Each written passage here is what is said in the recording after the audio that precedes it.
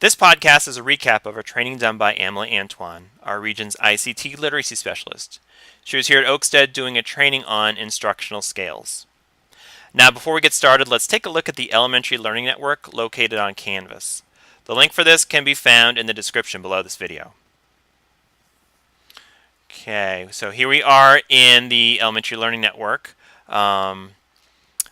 Located in each grade level under each subject area, you're going to find a link for the Common Core Teacher Toolkit. Let's go under kindergarten, and then let's go into math, and then there's the link, there's the graphic for the Common Core Teacher Toolkit. Let's go ahead and click in there to show you what it's going to look like. In here you're going to find the PDF versions of the Clarifying Expectations for Teachers and Students flipbook. So if you can't get your hands on that pesky flipbook, you can download your own right here, just by clicking on this graphic right here. You're also going to be able to find standards that have already been unpacked and include both the CUD and the scale. Now at this time, they're not all done. As you can see, some of them have links, some of them don't. Now as a Pearson school, you're going to find that all the standards you're going to be teaching haven't been unpacked yet because we're doing them in a different order than they are district-wide. So if the standard's been taught throughout the district, you're lucky and you can download the CUD and scale. But if it's not one of those standards, then you're not going to have the luxury of downloading one already. Alright, so right now what we're going to do is we're going to take a look at a kindergarten CUD and scale. I've already downloaded it, so I'm going to pull that up. And let me go to the first page to show you it's kindergarten, so it's k.cc.2.5. And page 2 of this is the scale, so I'm going to go ahead and take a look at that. Now, if you look at the scale, notice how it's written in kid-friendly language. It's got those I can statements, and under the sample tasks, it's got those images. Now, the images, that's a new piece. It's a really good piece because what it does, it's going to allow the kids and the parents to see what mastery of each level on the scale is going to look like. Now, right now, images are pretty much just in the math standards. You're not going to see those in the ELAs just yet. Down the road, you might see that. But for now, we're just looking at images in the math scales. Alright, so what we're going to do now is we're going to minimize that, and we're going to take a look at a Prezi that Emily created to support her training. Okay, and the link for that, I'm going to put a link for that in the description underneath this video as well. Okay, so let me go ahead. I'm going to make this full screen so you can see it. And the first slide, there's Emily's contact information, so if you need to get a hold of her, you can. Alright, now we're looking at a graphic of Marzano's taxonomy of useful verbs.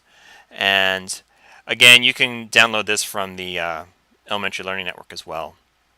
Now what Marzo did here was he took all the verbs in the standards and he created a hierarchy.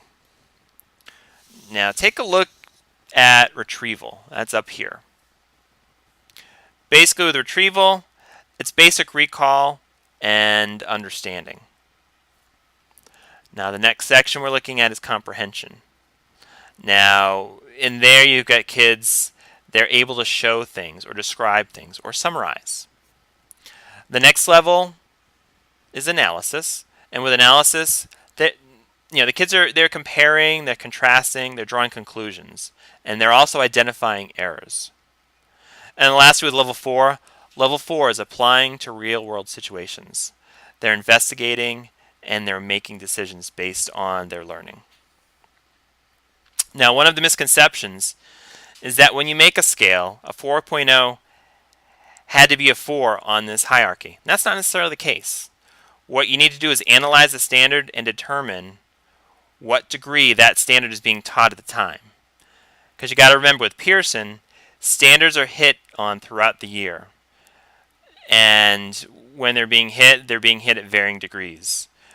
While the rest of the district, when they're teaching a standard, they're basically teaching a standard to mastery. So that's one little caveat to us being a Pearson school.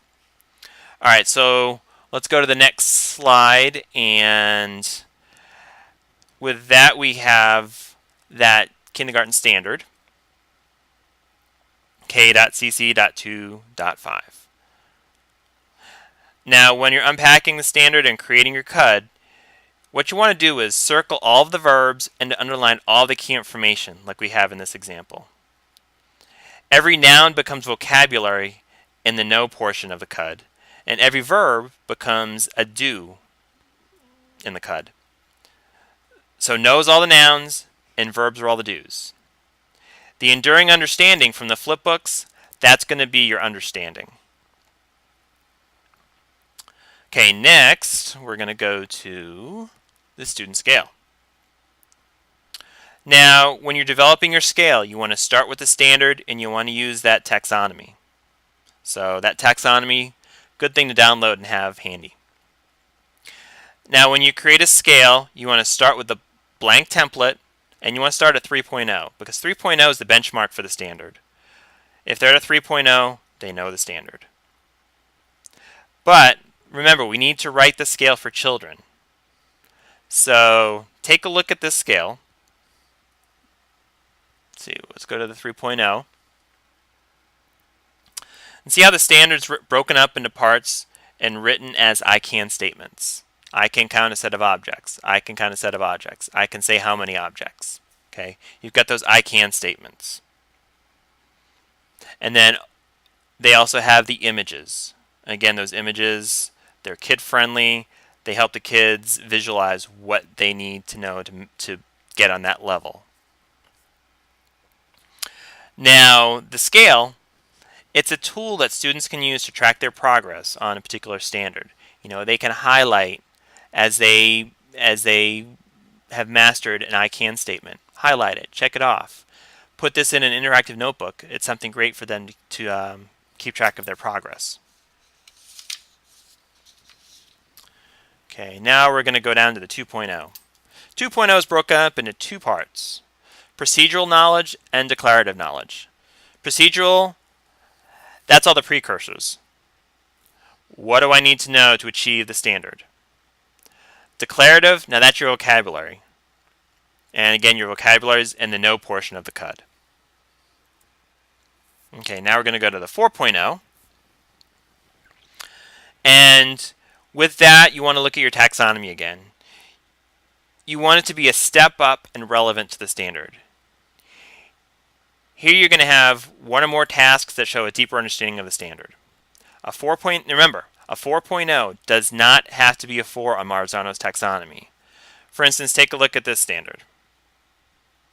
Being able to count to 10. Some standards, it's just not appropriate to reach knowledge utilization. Knowledge utilization for counting to 10, it's just not there. So the 4.0 doesn't have to be a 4 on that hierarchy. And also, the 4.0 does not have one look. It doesn't have to look a certain way. There's no one right 4.0. Basically, you just have to look at your class. It has to be a good match for your room. Okay, our last slide. It's 8 steps to creating a scale. Number 1, you want to pick the standard. Number 2, you want to circle those verbs, underline those keywords and phrases. Step 3, you want to look at the CUD if it's already made. And again, that's in the toolkit area. Number 4, you want to make the scale. Number 5, you want to write in the 3.0, which is the standard. Number 6, write the 2.0, which is the procedural. Those are the processes. And declarative, which is the vocabulary needed to get to a 3. Step 7, you want to look at Marzano's taxonomy to determine the level of the standard. And step 8, you want to write one or more 4.0 tasks to show deeper demonstration above the standard. They can be 1 to 2 levels above the standard on the taxonomy.